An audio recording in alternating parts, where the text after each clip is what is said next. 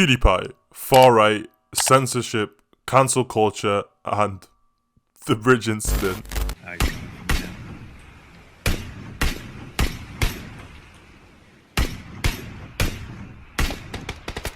What a fucking Okay, look, you might be wondering where the link between all these different things lie. No, I'm not trying to make Felix or PewDiePie look bad or just dig up stuff from his past to try to take him down. Even though me and my army of 600 could easily do that. But no, I'm not trying to do any of those things. I want to explain a very complex intersection between cancel culture and PewDiePie. Because believe me when I say, without him pushing the boundaries the way he did, in the landscape of the internet, we'd be confined to a straitjacket in terms of what we can and can't say. Today, Pewds is a chill young dad, living his best life in Japan. But there was once a time where he was practically portrayed to be Pol Pot by the left and the mainstream media. I mean, he had a lot of controversies, and at times, the lines were blurred between what he considered jokes and his actual ideology. Regardless of this, there's speculation on whether his young impressionable fan base were led down the alt-right pipeline by this. This video is essentially a deep dive into the truth of those claims, and trust me, I've done my research.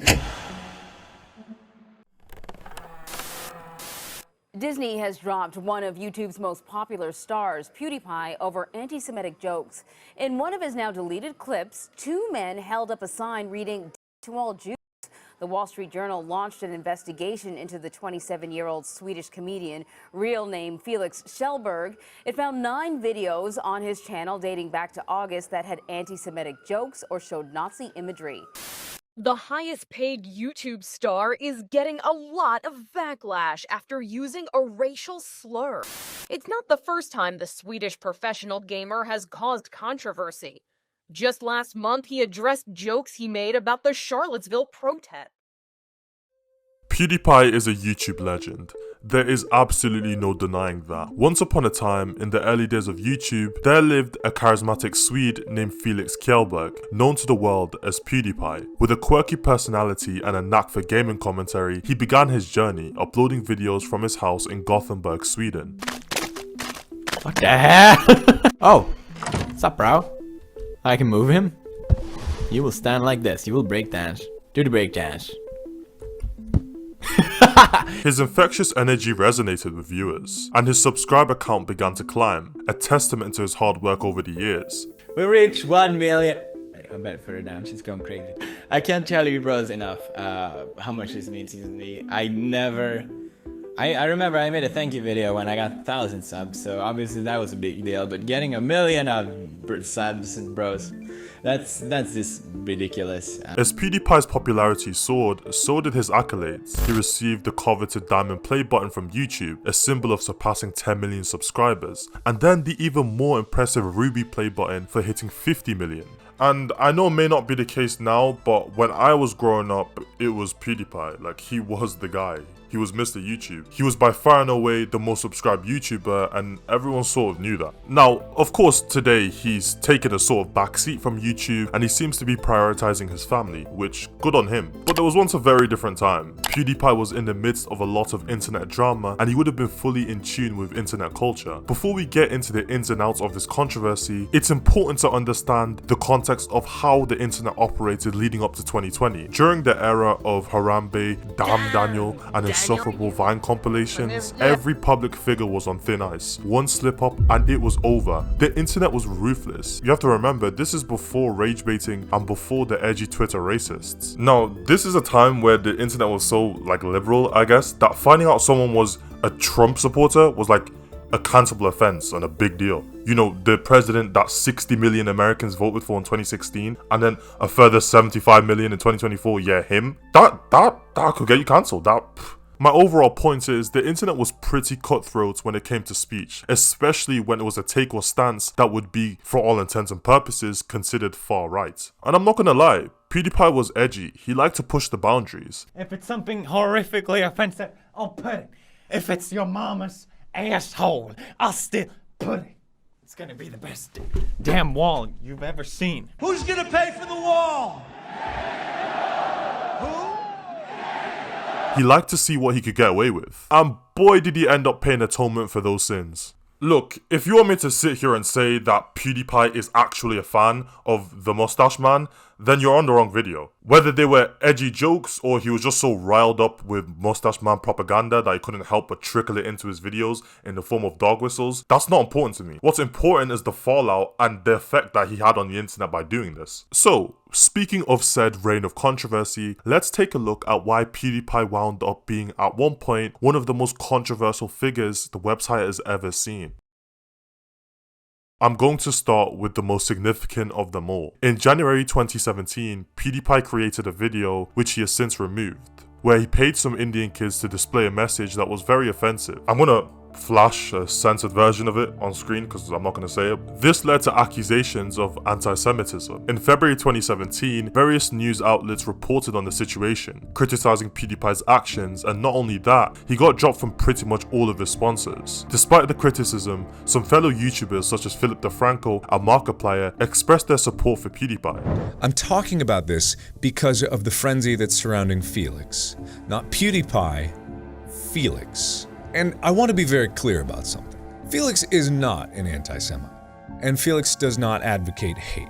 And I'm not even defending the jokes that he made because even he has apologized for some of the jokes that he did.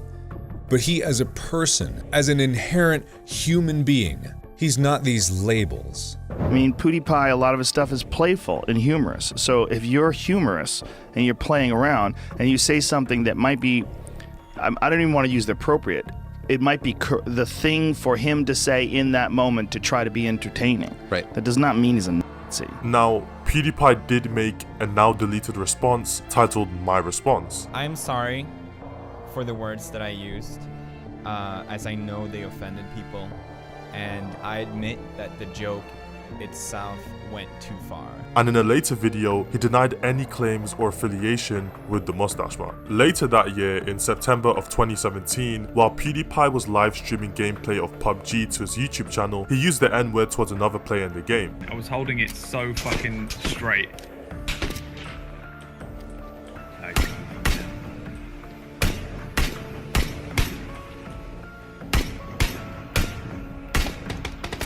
What a fucking jeez, oh my god, what the fuck?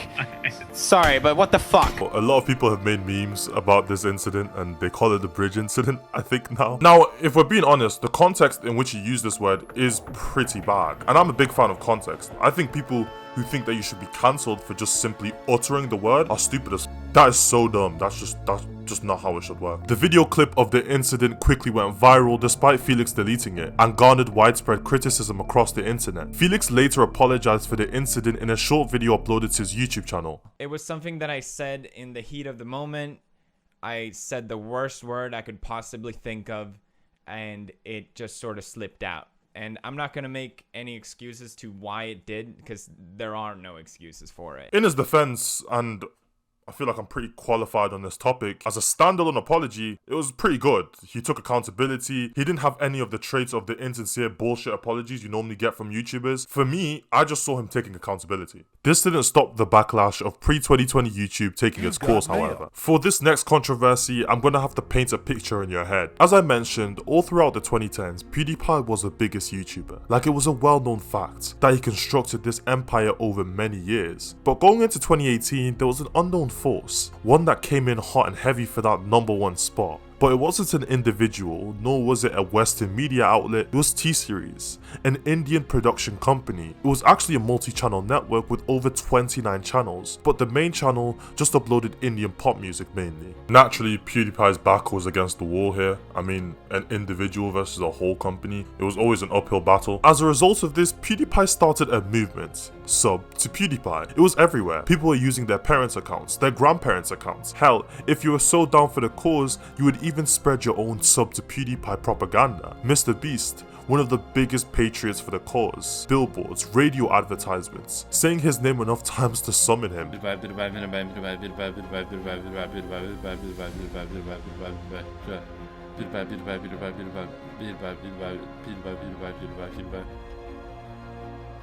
PewDiePie. He even went to the Super Bowl wearing custom shirts. Let's make one thing clear, this motherfucker played his part. A hacker, using the alias Hacker Giraffe, initiated a campaign in November of 2018, remotely accessing and sending print commands to roughly 50,000 unsecured printers. The printed messages rallied support for the sub to PewDiePie movement, urging viewers to subscribe to his channel and address their printers' security vulnerabilities. PewDiePie made 2 banger tracks, Bitch Lasagna and Congratulations. The first was a playful anthem to diss his rival's T-Series, and he was pretty much saying the same thing over and over again, but I remember unironically bumping this shit in school, I'm not gonna lie. The second was appropriately named Congratulations, because in April of 2019, PewDiePie was eventually overtaken by T-Series. This song was a little bit more controversial. There were lines in the song that were quite racist, factually speaking. Do you know that Indians have poo-poo in their brains? Guess to beat one Swedish boy, you need a billion Asians. While the second one isn't inherently racist, rewatching this as an adult, it makes me realize that Felix did quite clearly have an odd fixation on the fact that his rivals were Indian. Not only in this song, but during the beef as a whole. His previous Mustache Man antics, and this caused a whole fallout of a sort of disconnect from him, his fans, and the mainstream media, for which by now he basically had a terrible reputation. Said fallout is the primary scope of today's video, so let's get into it. How did PewDiePie's actions affect the modern landscape of the internet? To say that PewDiePie had an impact on internet culture would be severely understating it, and as a result, his sort of edgy, ironic, or perhaps not ironic, racial jokes may have rubbed off some impressionable teenagers, and who knows how far down the pipeline they went. There's actually a subreddit called r/AskSocialScience in which someone speculates whether PewDiePie has increased the amount of far-right extremists. Popular replies theorize that it does in some effect act as a catalyst for an individual who was already susceptible to go down such a pipeline. A certain reply reads, "That's the thing with the pipeline. It's aided by people who aren't outright fascists who act as the first temperature increase to boiling frogs." By now, PewDiePie was public enemy number 1. I mean, the political left were pretty much convinced that he was a neo-Nazi. Do I think he's a neo-Nazi? Probably not. But what I do think is that he perpetuated a sort of Nazi ambiguous stance very intentionally. I think this was by design. The constant sly references and dog whistles, it's not accidental. It's not like he's like, oh, I just accidentally recorded myself reading Mein Kampf, whoopsie. And as to the reason as to why he decides to perpetuate this sort of ambiguous stance, I'm not sure. It could just be to get a reaction. I genuinely don't know.